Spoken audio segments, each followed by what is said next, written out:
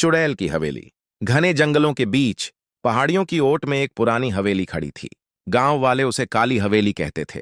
दिन के उजाले में भी उस हवेली की दीवारें स्याह लगतीं, जैसे सदियों से धूप ने उसे छुआ ही ना हो। रात होते ही वहां से अजीब सी फुसफुसाहटें उठतीं, खिड़कियां अपने आप खुल बंद होतीं और कभी-कभी किसी औरत की हंसी गूंजती, कर्कश, ठंडी और रूह कंपा देने वाली।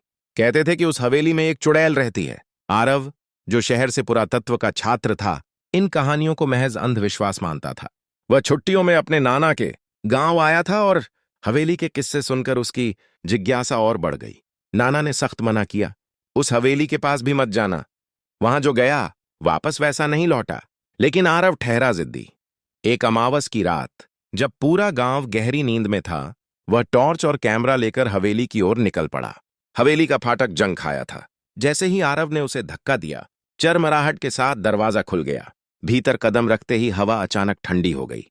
टॉर्च की रोशनी में दीवारों पर उभरी आकृतियां नाचती दिखीं, कभी चेहरे, कभी पंजे। फर्श पर धूल की मोटी परत थी, पर बीच बीच में ताजे पैरों के निशान भी थे। यहां कोई तो है, आरव ने खुद से कहा। अचानक ऊपर की मंजिल से ठक ठक की आवाज आई। आरव का दिल तेज धड़कने लगा। फिर भी वह सीढ़ियां चढ़ने लगा। हर सीढ़ी के साथ किसी के सांस लेने की आवाज तेज होती जा रही थी। ऊपर पहुंचते ही उसने एक लंबे गलियारे को देखा, जिसके अंत में एक कमरा था। उस कमरे से हल्की हरी रोशनी बाहर आ रही थी। जैसे ही वह कमरे के पास पहुंचा, दरवाजा अपने आप खुल गया। कमरे के बीचों बीच एक बड़ी सी कड़ाही रखी थी, जिसमें कुछ उबल रहा था। दीवारों पर अजीब प्रतीक बने थे और छत से सूखी जड़ी बूटियां लटक रही थीं। तभी एक कर्कश आवाज गूंजी, आ ही गया तुम भी। आरव ने पीछे मुड़कर देखा।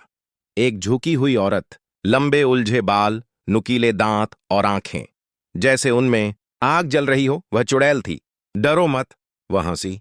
मैं तुम्हें खाऊंगी नहीं अभी। आरव के पैरों तले जमीन खिसक गई। उसने भागने की कोशिश की, पर दरवाजा बंद हो चुका था। चुड़ैल ने अपने हाथ उठाए और हवा में कुछ मंत्र बुदबुदाने लगी।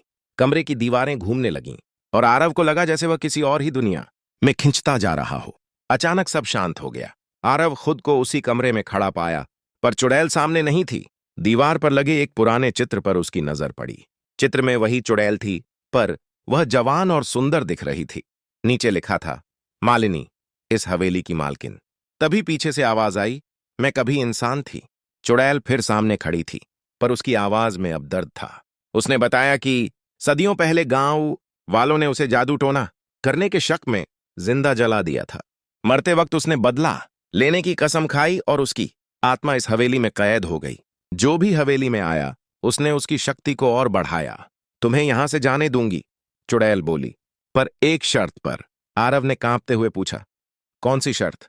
तुम मेरी कहानी सबको बताओगे, ताकि लोग जाने कि मैं राक्षस नहीं थी? आरव ने तुरंत हां कर दी। चुड़ैल ने एक मंत्र पढ़ा और अगली ही पल आरव खुद को हवेली के बाहर पाया। फाटक बंद था, जैसे कभी खुला ही ना हो। लाइक और सब्सक्राइब जरूर कर देना।